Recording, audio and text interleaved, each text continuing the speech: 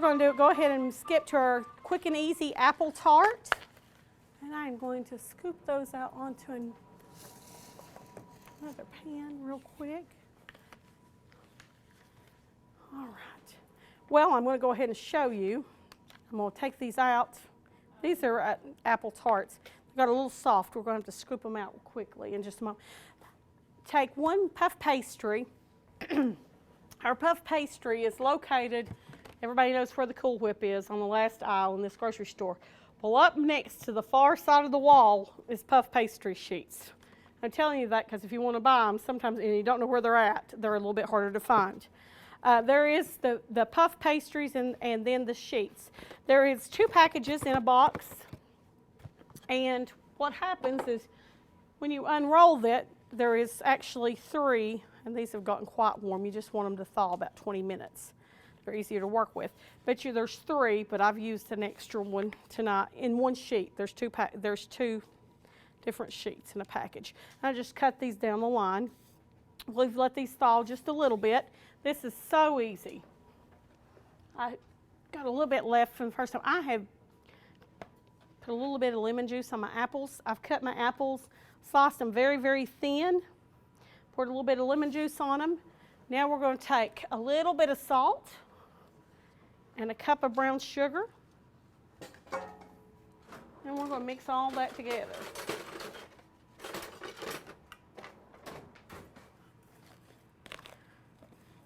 Then we're going to let it sit for just a minute.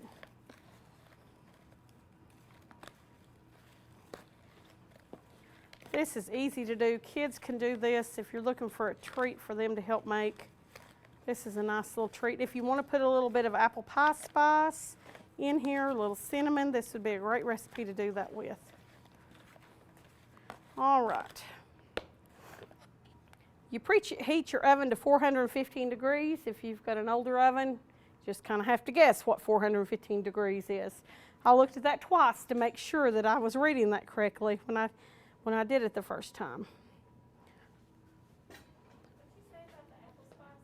You can put a little bit of apple pie spice in there, or a little bit of cinnamon if you would like.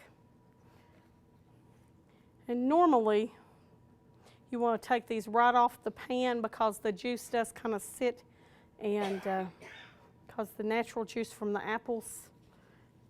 And I was, do what? These are the,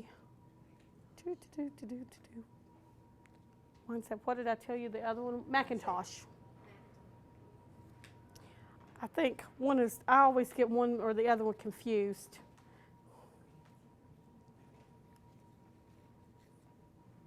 No, you know what? These are the wine saps. The other one was the Macintosh.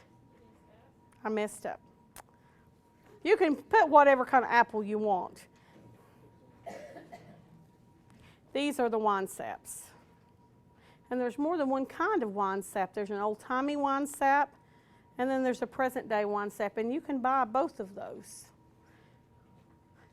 throughout the year. There is all different kinds of varieties of apples that come in all winter long. We have inexpensive apples to expensive apples here.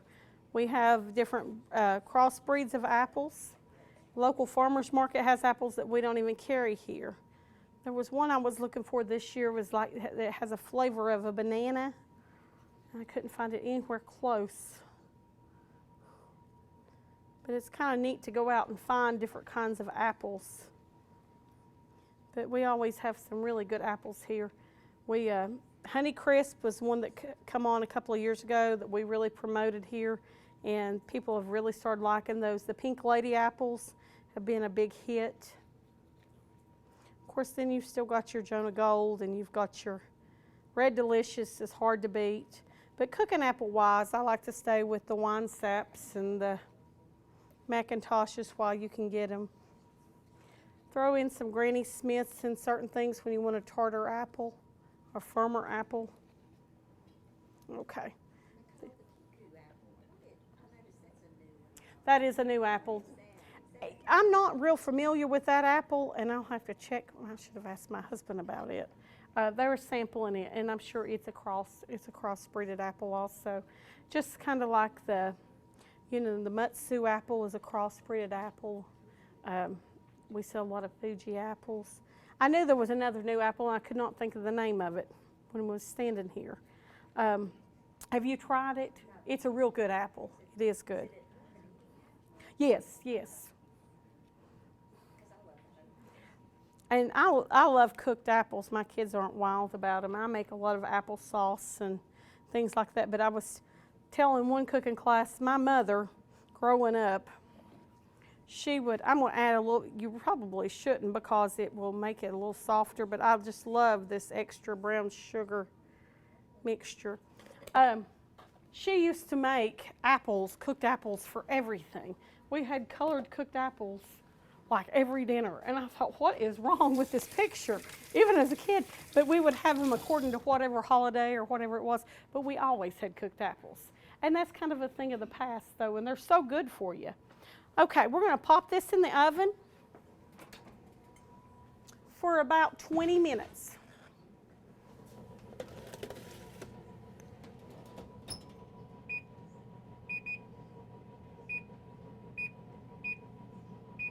All right, and like I said, when they come out, we're going to put these on a plate.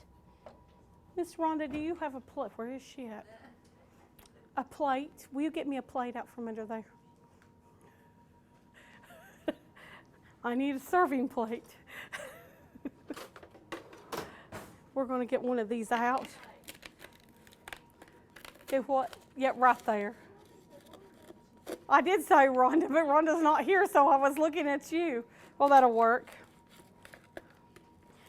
But where the best thing to do is when you first take them out of the oven is to take them off the platter because they will soak up more of the juices.